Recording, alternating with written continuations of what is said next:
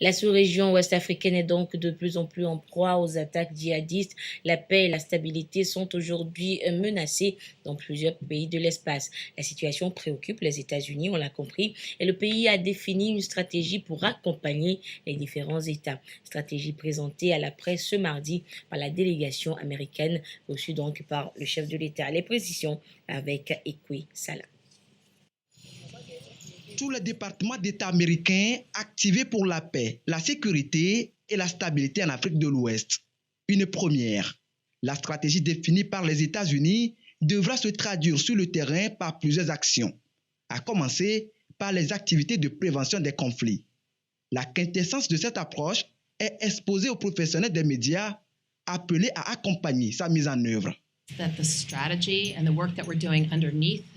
C'est une stratégie qui sera englobante, qui nous conduira à travailler sur plusieurs domaines, plusieurs aspects, la collaboration. Cela a été dit, voilà, premièrement dit que nous avons discuté avec le gouvernement togolais, le secteur privé et également les organisations de la société civile. Il y a des acquis que nous avons déjà et nous allons englober toutes ces actions afin de continuer à soutenir et appuyer les gouvernements de ces États dans le cadre de la mise en œuvre de cette stratégie.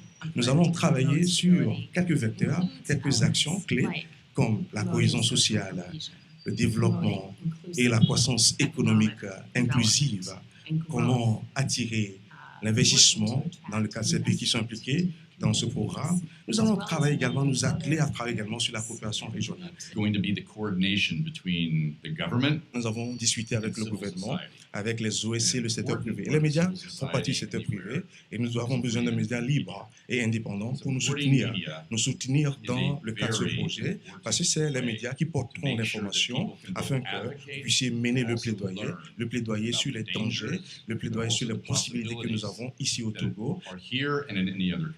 Le Togo fait partie de 5 pays de la sous-région pris en compte par cet engagement des États-Unis. Pour la mise en œuvre de sa stratégie, Washington va mobiliser 30 millions de dollars américains. Il y aura des suppléments, des compléments dans le cadre d'autres projets qui sont exécutés dans ces pays, mais nous voulons nous focaliser sur comment lutter contre l'extrémisme violent et la stabilisation de ces pays et contribuer et soutenir le Togo dans le cadre du rôle de leadership que le Togo est en train de jouer.